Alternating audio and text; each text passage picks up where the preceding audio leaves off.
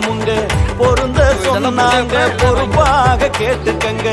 நீயும் நானும் இங்க 100 வருஷம் வாழணும்னா நோய் நொடி இல்லாத தேகம் கொண்டு ஆளணும்னா முன்னோர் சொன்னதையும் முறையா கேட்டுக்கணும். முதன்மை தேகம் தலையில போட்டுக்கணும். பாட்டி வைத்தியமோ நாட்டு சமையலும் நாக்க ஊற வைக்கும் வீட்டு கையும் சுவைகளை நாளும் சேர்க்கணும். ஆரோக்கியமா வாழ அதுவே துணை வரும்.